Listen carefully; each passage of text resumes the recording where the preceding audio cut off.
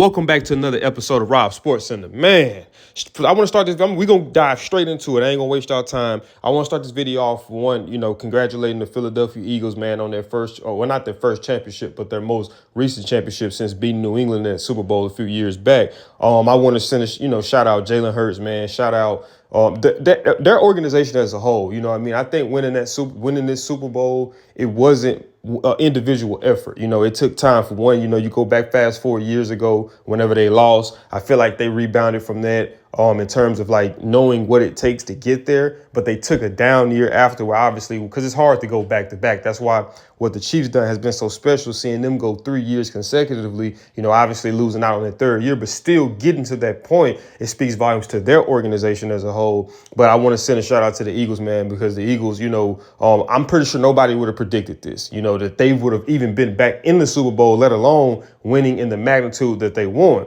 Now, kind of brief, touching on the Super Bowl, it's so crazy, man, because I'm from Louisiana. Whenever, in high school football, whenever we have state championship games, obviously we play in the Superdome. So you had two big matchups in 5A high school football this last year in December, where you had Ash going up against Edna Carr, and that was a 53-8 butt whooping. And then you had Rustin going up against Central BR. That was a 42-0 butt whooping. So I text one of my buddies, and I was like 42-0, just joking, not knowing that this actually would have resulted in a blowout. You know what I mean? And I'm not counting the last stretch of the game where Philadelphia ended up putting their JV roster in, and the Chiefs was able to make something happen in terms of putting up more points to make it seem as if it wasn't a dominant game as it was, which it was, one-sided in a lot of different ways. So first, I'm going to start off with just, comparing the teams in terms of, to statistics. You had total yards. The Chiefs had 275 compared to the Eagles 345. Passing yards, the Chiefs had 226 compared to the Eagles 210. And like I said, I think a lot of them passing yards came when the JV squad came in. Rushing yards, man, this is ridiculous. The Chiefs only had 49 rushing yards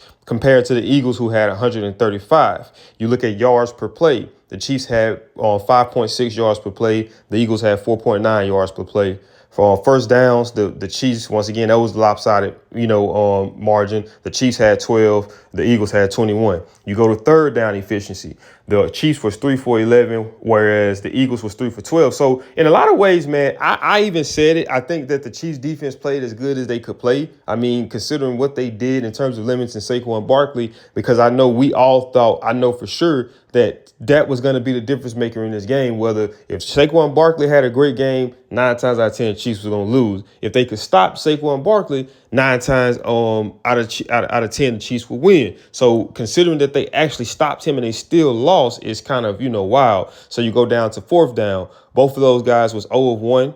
Both of them went for it on fourth down only one time and didn't get it. You look at total plays. This was another lopsided when the Chiefs only had 49 and the Eagles had 70. You look at sacks. The Chiefs had 6 sacks. Well, they allowed 6 sacks, and the Eagles had 2. And granted, keep in mind that we're not counting pressures. We're not talking about QB pressures, which end up leading to 2 picks eventually. We're just talking about sacks. So you go to punts. The Chiefs punted 6 times. The Eagles only punted 2 times. Penalties. They was costly for the Chiefs. The Chiefs had 7 penalties for 75 yards, but it was the magnitude of them. And the Eagles only had 8 penalties for 59 yards. Fumbles. The Chiefs end up fumbling the ball, and the Eagles never did fumble the ball. They held on to the ball for the most part. Interceptions. The Chiefs threw 2 and Eagles threw 1. And obviously for me, that Jalen Hurts interception that was in the red area, I mean, it's an interception, true enough be told. But it was actually, if you go back and look at that play, Bolton shot up straight up the middle. So he was coming straight to Mahomes. So obviously Mahomes was going to have to get rid of the ball. But if he would have took a sack, then it would have took him out of field goal range anyways. And he couldn't roll out because they sent the corner blitz from McDuffie and Bolton. So they kind of had him wedged in if he would have tried to roll out to the right. And obviously he's going to roll out to the right because that's his arm. He throws from his right side to extend the play if need be. So to me, I looked at it like it was a punt, so I didn't really put too much into that. So we're going to get into, I would say, when I'm looking at the game, and I'm analyzing it and I'm just paying attention. I'm like, okay, what is going on? What are the Chiefs doing and what are the Eagles doing to give them such a hard time? Now, I've listened to Coach Belichick, and he always talks about, the penalty battle. And he always say that if you can cut out pre-snap and post-snap penalties, then for the most part, you will be one of the least penalized teams in the game. And it can be saving, because a lot of times penalties can put you in a very bad situation in terms of giving up automatic first downs, in terms of taking you out of field goal range, things of that nature. So you look at one penalty that the Chiefs end up having was, I think it was an offsides penalty that they called, and they end up giving the Eagles an automatic first down. If I'm not mistaken, that might have been on third down too. Correct me if I'm wrong. Then you look at, they had a post-snap penalty where they called hands to, unnecessary roughness on McDuffie, which arguably you can say, okay, that was a bullcrap call. Yeah, you're right, true enough. But in my opinion, the call they called on A.J. Brown up the sideline that ended up taking away a fourth down conversion for the Eagles, in my mind, that wasn't that. So those evened themselves out in terms of, kind of just being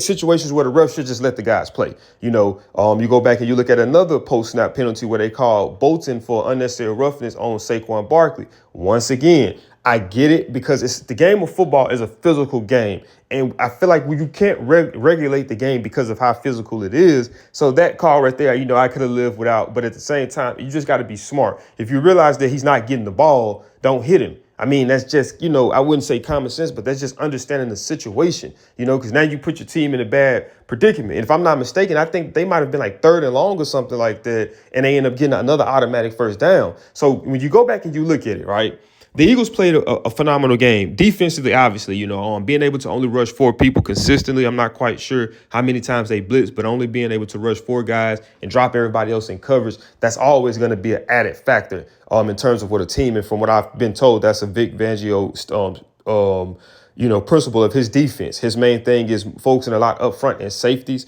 and he gets pressure up front with just rushing forward and is able to drop everybody back in coverage. So now when you go to the Eagles side, you look at, okay, the Chiefs their run defense was much better than what I gave them credit for, because I was looking at the Bills game and I'm saying to myself, okay, they was kind of giving up yards to the Bills, and that's not to discredit the Bills, but I'm saying to myself, okay, you go against a team like the Eagles with that offensive line, with that running back, and with that quarterback. In my mind, I'm thinking that it was going to be a bad day for them defensively, but I mean, for the most part, they kept Saquon Barkley undermanaged. And I would say one of the things that stood out to me about Kansas City with that was just the willingness for the DBs to tackle.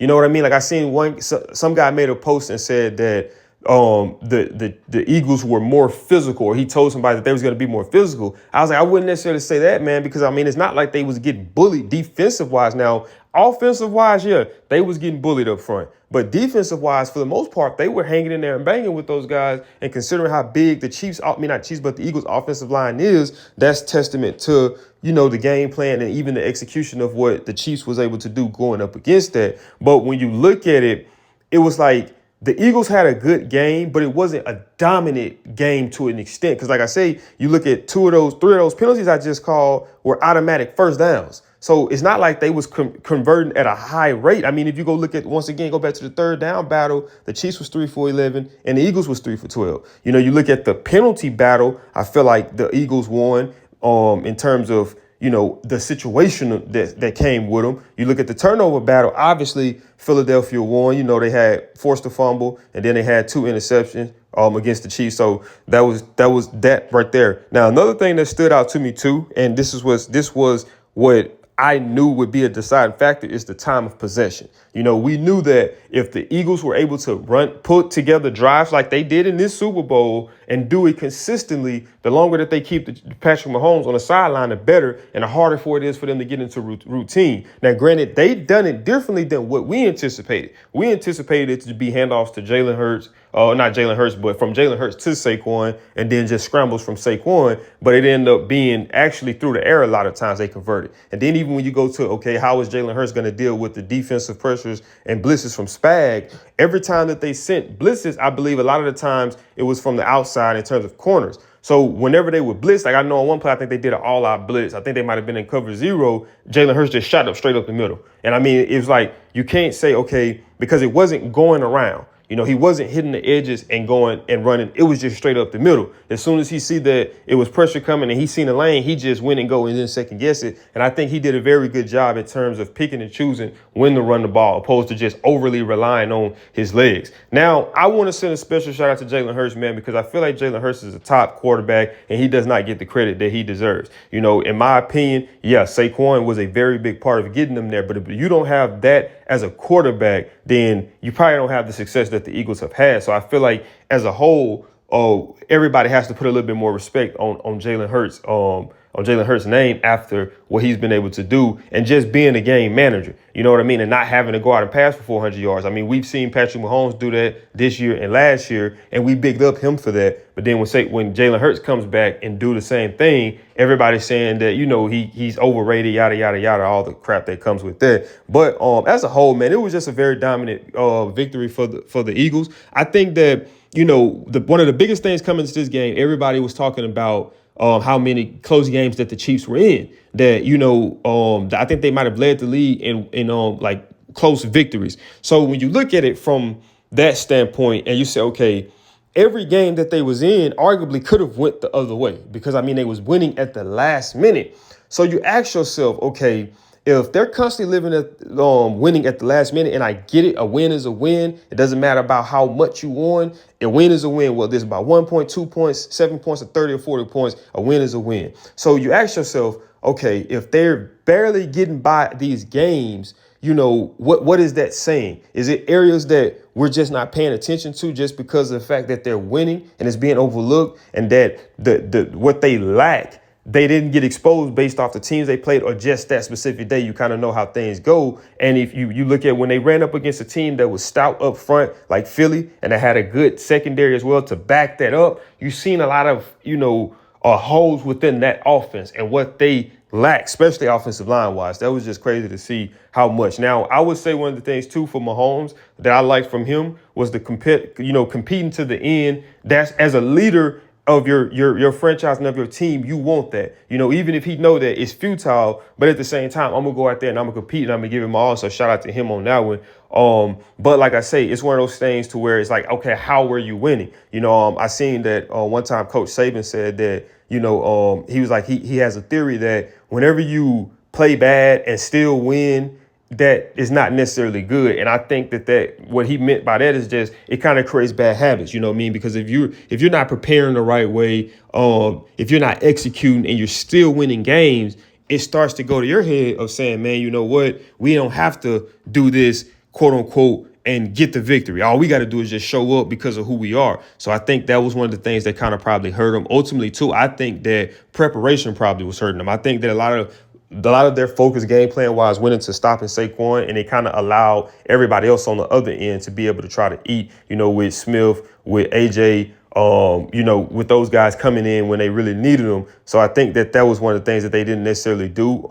I also believe that, like they say, you know, whenever you get punched in the face, you fall back on preparation. And, you know, I just feel that the Chiefs are normally one of the best teams in the NFL at, you know, I feel like preparing and being able to make adjustments on the fly. And I just feel like they wasn't really able to make the adjustments needed necessarily to beat the Eagles. And I mean, a lot of that could have stemmed up front. And then if you go back to the rushing yards battle, man, to only have 49 yards rushing out of a 4-quarter game in the Super Bowl where it mattered the most is like, you know, what I see a lot of people saying, that's crazy work. You know what I mean? It really is, you know, and like I say, even the passing yards, man, I think like going into the third quarter, man, Mahomes only probably had like 40, 50 something passing yards.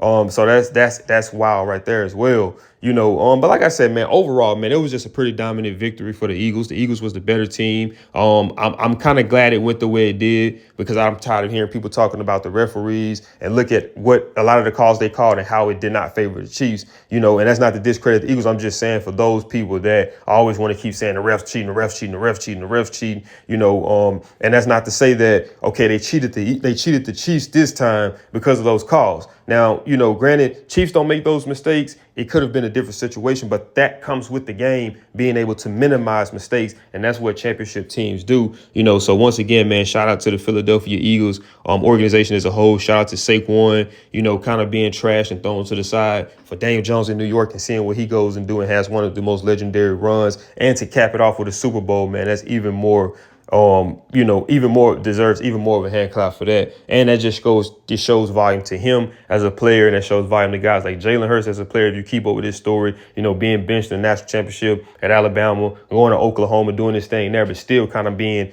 underlooked coming into the league, and just seeing what he's done since he's been in the league, his body of work, and just seeing what he's done this year, man. Like I said at the beginning, I think we got to put, you know, a little bit more respect on Jalen Hurts' name after that. But, man, that is it for this video, man. If you guys did enjoy this video, do me a big favor, man. Smash the thumbs up button. Also, if you're new to the channel, make sure you subscribe, because I got more content on the way, so you want to stay tuned to that. So make sure that notification bell is on, the way you get every time I upload, and I'll see y'all in the next video, man. Thanks for your time.